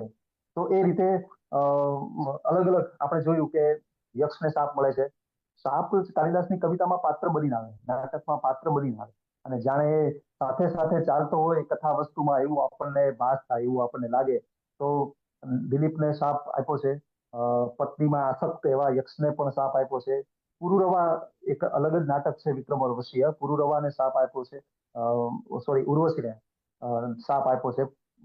તો આવા શાપ આપીને શકુંતલામાં દુર્વાસા ઋષિ એને શાપ આપે છે શકુંતલાને, અને એ રીતે શાપના તત્વથી પાત્રોમાં રહેલી જે દૂષિતતા છે, એ દૂષિતતાને કાલિદાસ ખેંચી લે છે અને એને પરિશુદ્ધ બનાવે છે, એને યોગ્ય બનાવે છે, એને લાયક બનાવે છે, એને પ્રેમને લાયક બનાવે છે, એને પરિણતિને લાયક બનાવે છે, અને પ્રજોત્પત્તિ માટે હવે એ લાયક છે, હવે એની સંતતિ છે એ લોક કલ્યાણના કાર્યો કરશે, એવી પ્રતીતિ કાલિદાસ કરાવે છે. તો એ કાલિદાસની બહુ મહત્વની અને એક આદર્શ ભૂમિકા આપણને એના નાટકોમાં એ જોઈ શકાય છે. તો શાકુંતલતા તો એવા પ્રકારનું નાટક છે અભિનય આપણે શાકુંતલ હવે કે એમાં ટાઈમ જોજો સર પ્લીઝ. હા બિલકુલ બિલકુલ, હું પૂર્ણાહુતિ કરી દઉં 5 મિનિટમાં. તો શકુંતલા અને દુષ્યંતના પાત્રોને લઈને કાલિદાસે સંઘર્ષને નિરૂપો છે. ત્યાં સત્યની સામે સત્યનો સંઘર્ષ. દુષ્યંત અને શકુંતલા પ્રથમ દ્રષ્ટિએ પ્રણયમાં પડે છે તપોવન ભૂમિમાં, કણવ મુનિની તપોવન ભૂમિમાં, અને ત્યાંથી એમનો પ્રેમ પ્રારંભ થાય છે. પછી એ વિવાહ પણ કરે છે, ગાંધર્વ વિવાહ. એટલે કોઈને પૂછ્યા વડીલોને વગર, પોતાના પિતાને પૂછ્યા વગર, કણવ ઋષિને પૂછ્યા વગર, અને એ રીતે પ્રણયમાં આસક્ત યુવાન બંને હૈયાઓ બને છે. અને પછી શું થાય છે તો કે પછી પેલી કસોટીનો કાળ આવે છે, પછી પેલા સંઘર્ષનો કાળ આવે છે. એટલે દુર્વાસા ઋષિ આવી અને જે દુષ્યંત એને મૂકીને જતો રહ્યો છે હસ્તિનાપુર પોતાના રાજ્યમાં, એવા પતિના વિચારોમાં જે ડૂબેલી છે એવા ઋષિને એ ધ્યાન નથી આપતી, એવા ઋષિને સાંભળતી નથી, અથવા તો એની અવગણના કરે છે, ઉપેક્ષા કરે છે. તો એવો ઋષિ એને શાપ આપે છે દુર્વાસા, કે તું જેને યાદ કરે છે તને ભૂલી જશે. એટલે અને વાસ્તવમાં બને પણ એવું, કણવ ઋષિ જયારે આવે છે આશ્રમમાં અને શકુંતલાને વિદાય કરે છે હસ્તિનાપુર, અને હસ્તિનાપુર જઈને રાજાના મહેલમાં એ ઉભા રહે છે દરબારમાં, ત્યારે દુષ્યંત તેને ઓળખતો નથી. એ શકુંતલાની જે અવસ્થા છે એ તો પ્રેગ્નન્ટ છે, સગર્ભા છે, અને એ અવસ્થામાં શકુંતલા જે ફેસ કરે છે આ સંઘર્ષને, કાલિદાસે નિરૂપેલા, શાપથી નિરૂપેલા સંઘર્ષને ફેસ કરે છે, એ એના માટે પરિશુદ્ધતાનું એક પ્રવેશ દ્વાર છે. ત્યાંથી એ પરિશુદ્ધતામાં પ્રવેશ કરે છે. પછી તો એ સ્વર્ગમાં જતી રહે છે ને ત્યાં પોતાના બાળકને જન્મ આપે છે. અને ત્યાં પછી સ્વર્ગમાં દુષ્યંત જાય છે ત્યારે ઘણા બધા વર્ષો વીતી ગયા છે. શકુંતલાનું બાળક પણ બહુ મોટું થઈ ગયું છે, સર્વદમન. પણ શકુંતલાનું સૌંદર્ય છે એ હવે દુષ્યંતને એના બાળકમાં દેખાય છે, સર્વદમનમાં દેખાય છે. તો સર્વદમન પણ એક એવો જે આગળ જતા ભરત નામ પામે છે અને ભારત નો રાજા બને, સમગ્ર ભારત વર્ષનો જે રાજા બને છે એમાં એ રૂપાંતરિત થાય છે. તો કાલિદાસનું આ કેથાર્સિસ છે કે જાણે દુષ્યંત પોતાની પત્નીનું જે વર્ષો પહેલા જે પોતાની પ્રિયતમા શકુંતલામાં જે સૌંદર્ય જોયું હતું, હવે આટલા બધા વર્ષો ના સંઘર્ષની તાવણીમાં તવાઈને એ પરિશુદ્ધ બનીને એ શકુંતલાનું સૌંદર્ય હવે કોનામાં જુએ છે, તો એ પોતાના પુત્રમાં સર્વદમનમાં જોવે છે. તો આ કાલિદાસનો બહુ જ મોટો ભવ્ય આદર્શ. રઘુવંશમાં પણ તમે જુઓ, સીતા ભૂયો યથા મેં જનનાંત રહેતી ત્વમેવ ભરતા નચ વિપ્ર યોગ, એવું કહે છે. દુષ્યંત પ્રત્યે શકુંતલા ને કોઈ અપરાધ ભાવ રહેતો નથી, એટલે કે દુષ્યંતના અપરાધ ભાવને એ ક્ષમા આપી દે છે. આ સહિષ્ણુતા છે. સીતા પણ રામ પ્રત્યે કોઈ દ્વેષ દાખવતી નથી અને રામના અપરાધોને એક ક્ષમા આપી દે છે. એટલે આવી એક ધૈર્યવાન ઓજસ્વી ગાયિકાઓ કાલિદાસે આપણને આપી છે. તો કાલિદાસ છે એ ભવ્ય સંસ્કૃતિનો એક મહાન કવિ છે એવું મને લાગે છે. આટલી વાત કરતા બહુ ટૂંકો સમય, આમ તો કાલિદાસ જેવા મેજર પોઈન્ટને આટલા ટૂંકા સમયમાં પ્રગટ કરવો એ સ્વાભાવિક છે કે બહુ કપરું કામ છે. પણ જે કેટલાક મહત્વના મુદ્દાઓ મેં જે તારવા અને એને કારણે હું જે તમને થોડી પણ વાત કરી શકો, કારણ કે કાલિદાસના સંઘર્ષો ની જે વાત કરીએ તો બહુ મોટું ફલક થાય. શુભ અને અશુભ વચ્ચેના સંઘર્ષો તો દરેક કવિઓના કાવ્યો કે નાટકોમાં હોય. સુંદરની સામે અસુંદર તો હોય, સત્યની સામે અસત્ય તો હોય, પણ કાલિદાસ છે શુભની સામે શુભનો સંઘર્ષ મૂકી આપે છે. અને એમાં એ પોતે જીવન દર્શન કાળવીને આપણી સામે પ્રગટ કરે છે. તો કામદેવ અને શિવ વચ્ચેનો જે સંઘર્ષ છે આ છે કે શિવ પણ સત્ય શુભ છે અને કામદેવ પણ શુભ છે. કામદેવ લોક કલ્યાણ માટે શિવને સંમોહિત કરવા માટે આવ્યા છે, તારકાસુરના ત્રાસ માટે બચાવવા માટે આવ્યા છે.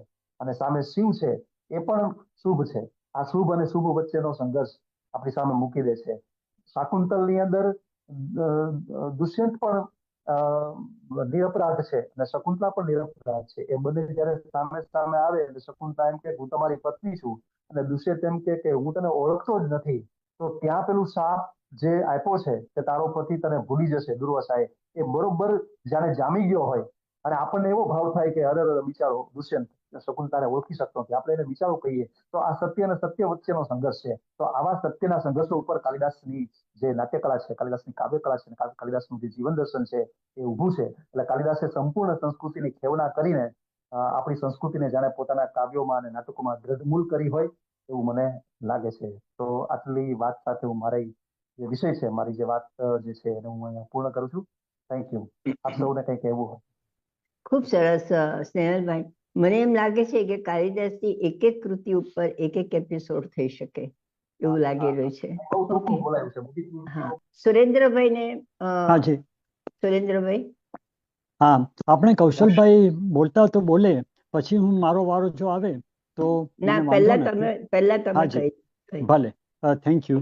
આપણે સ્નેહલભાઈ, તમે કાલિદાસનો ઘણો સુંદર પરિચય આપ્યો, અને તમે કહ્યું તેમ, અને હમણાં કોકિલાબેને પણ કહેવાની શરૂઆત કરી તેમ, આટલા મોટા કવિ માટે 45 મિનિટ તો ઓછી જ પડવાની, અને એ તો હવે ભવિષ્યમાં ફરી તમારા જેવા વિદ્વાન વક્તાનો લાભ મળે ત્યારે. મારે જે એક મુદ્દો કહેવો છે એ મેઘદૂત માટે છે. મેં ગુજરાતીમાં કિલાભાઈ ઘનશ્યામનો અનુવાદ વાંચ્યો છે અને મને ઘણો જ ગમ્યો. એમ કહું કે હું અભિભૂત થઈ ગયો. અને મેં નાનાલાલનો અનુવાદ પણ વાંચ્યો. અને મારે જે તમને કહેવું અને પૂછવું છે તે આ છે કે નાનાલાલ ઘણા મોટા જાણીતા પ્રતિષ્ઠિત કવિ, છતાં મારા નમ્ર અભિપ્રાય પ્રમાણે મને કિલાભાઈનો અનુવાદ ઘણો જ ચડિયાતો લાગ્યો. હમણાં જ ગયા વર્ષે આ જ દિવસોમાં હું મુંબઈ હતો, હું અમેરિકા રહું છું, મુંબઈ હતો ત્યારે ગુજરાતી ફાર્બસ ગુજરાતી લાઇબ્રેરીમાં જઈને મેં એમનો અનુવાદ વાંચ્યો નાનાલાલનો. અને અમુક વખતે તો મને લાગ્યું કે he just doesn't measure up with કિલાભાઈ's ટ્રાન્સલેશન. તો અને કિલાભાઈએ તો એટલો સરસ અનુવાદ કર્યો છે. સારા નસીબે પૂર્વ મેઘના કેટલાક શ્લોકો મને તો મારા રસથી મોઢે. મારે કહેવું એટલું જ છે કે તમે પણ એક સંદર્ભમાં કહ્યું તેમ મેઘદૂતની વાત કરતા કે આપણે જાણે કે મેઘની સાથે પ્રવાસ કરતા હોઈએ કે તારા સાથી નભમહી થશે રાજહંસ સો રૂપાળા, અને ઘણું બધું જે છે આપણે એની સાથે પ્રવાસ કરતા કરતા છેક જ્યારે યક્ષી બેઠી છે કીવા હોશે પૂછતી મધુરું બોલતી સારિકાને, આપણે જાણે કે એના પેલા ગવાક્ષમાં જઈને બેસીએ છીએ એવું લાગે. એટલું સરસ એમનું વર્ણન છે. તો તમે જો નાનાલાલનો અને કિલાભાઈ બંનેનો અનુવાદ જો વાંચ્યો હોય તો તમારે આ બાબતમાં શું કહેવાનું છે સ્નેહલભાઈ? સાહેબ, મારે એટલું કહેવાનું છે, બંનેના જી. અનુવાદ વાંચ્યા છે.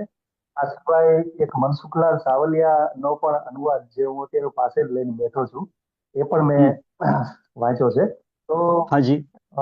આ બધા નાનાલાલની જે શૈલી છે ને સાહેબ, એ બહુ જ પાંડિત્ય સભર છે. એટલે એટલા માટે આપણને ગમે નહીં. અને એની કવિતાઓમાં જે ડોલન શૈલી છે એ ડોલન શૈલી અહીંયા આવી નથી, કારણ કે હાજી. વિષયનું બંધન એમને અહીંયા કદાચ થયું હોય તો એના અનુવાદમાં એ ડોલન શૈલી નથી, અને ઉલટું એમાં પાંડિત્ય વધારે જોવા મળે છે. કિલાભાઈ ઘનશ્યામનો અનુવાદ પણ મારી પાસે છે, મેં વાંચ્યો છે. એ પણ તમે કહો છો અદભુત છે, મને પણ એ વધારે હૃદયસ્પર્શી લાગે છે. કિલાભાઈ એકદમ સહજ રીતે અને આપણી લોકબોલીના શબ્દો, મેં આ પણ અભ્યાસ કર્યો છે એમાં કે આપણી લોકબોલીના શબ્દો લઈને એને અનુવાદ કર્યો છે, જ્યારે પ્રશિષ્ટ શબ્દો નાનાલાલની કવિતામાં છે, એટલે આપણને વધારે રૂચતું નથી. અને કિલાભાઈ ઘનશ્યામનો જે અનુવાદ છે એમાં સહજતા છે, એમાં શબ્દો સરળ છે, એટલા સ્પર્શી જાય છે. અને એક બીજી વાત કહી દઉં કોકિલાબેન, તમને પણ કહું કે મેં એવું વિચાર્યું કે વર્ષોથી ગઝલો લખું છું, મારા ગઝલના સંગ્રહો પણ છે.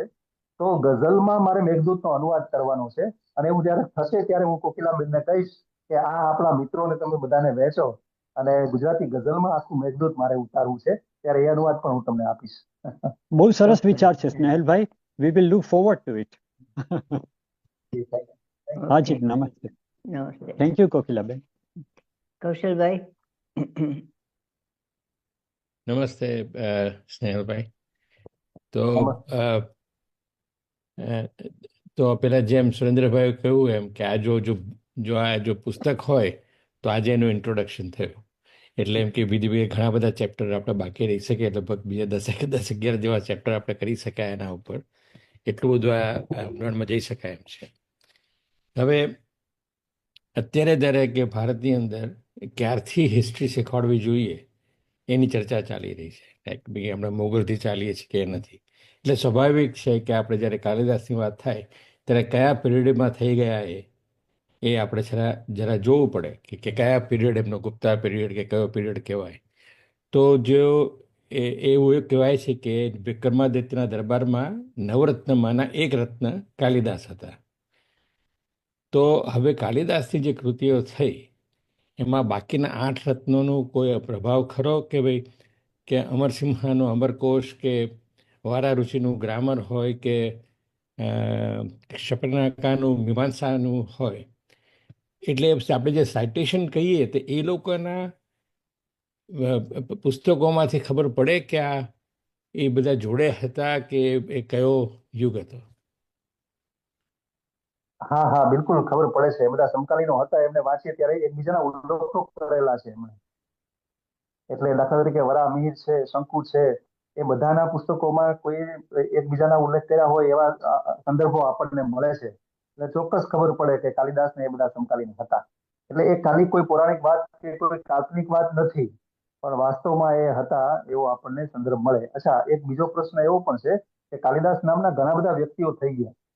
એટલે આ એક ચર્ચાનો અને સંશોધનનો વિષય ચાલે છે. વિદ્વાનો હજી એક મત નથી આના ઉપર. એટલે કાલિદાસ એ આ જ હતા કે બીજા હતા, એ પણ એક પ્રશ્ન છે. એટલે કવિ કાલિદાસ એ જ વિક્રમ રાજાના દરબારમાં હતા કે કોઈ બીજા કોઈ કાલિદાસ હતા, એ પણ તો પ્રશ્ન છે જ.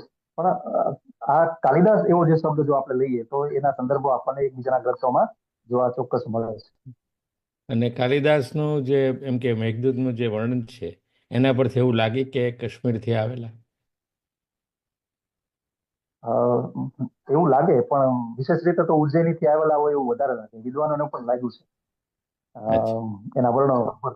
બિલકુલ બિલકુલ, કાલિદાસની શૈલી પણ ઉજ્જૈનના એટલે કે માળવાના લોકો જે બોલતા એવા પ્રકારની બોલી કાલિદાસની છે એવું પણ વિદ્વાનોનું સંશોધન છે. અને એક સંદર્ભ એવો પણ છે કે જ્યારે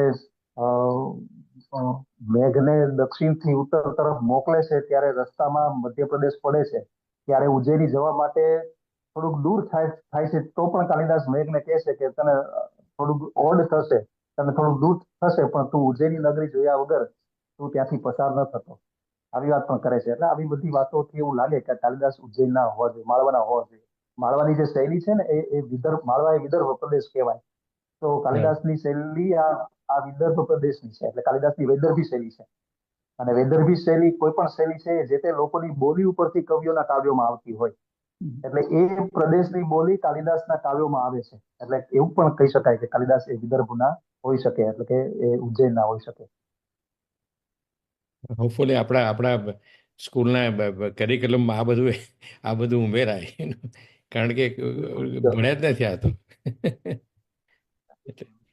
થેન્ક યુ. કોઈ એવો પ્રશ્ન પૂછ્યો છે કે લીલાભાઈ ઘનશ્યામનું મેઘદૂત અહીંયા ચેટમાં, એ કોણે પ્રકાશિત કર્યું છે? તો રાજકોટમાં પ્રવીણ પ્રકાશન છે. પ્રવીણ પ્રકાશન રાજકોટનું. એ રાજકોટના પ્રવીણ પ્રકાશનમાંથી આ કિલાભાઈ ઘનશ્યામનું મેઘદૂત અનુવાદિત થયેલું મળે છે.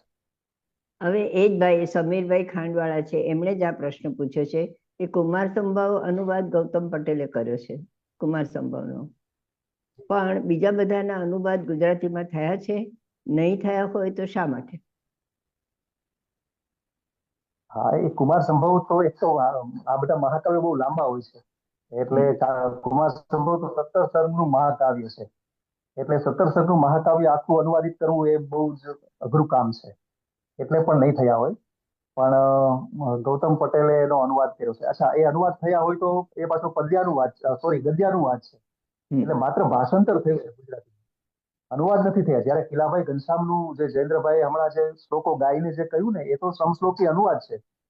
એટલે કિલાભાઈ ઘનશ્યામે મેઘદૂત મંદાક્રાંતા છંદમાં લખાયો છે, તો ગુજરાતીમાં મંદાક્રાંતમાં એનો અનુવાદ કર્યો છે, પદ્યમાં, કાવ્ય સ્વરૂપે. જ્યારે ગૌતમભાઈએ તો એનો ગદ્યાનુવાદ કર્યો છે, એટલે એનું ભાષાંતર કર્યું છે. આખા કુમાર સંભવનો અનુવાદ ક્યાંય નથી.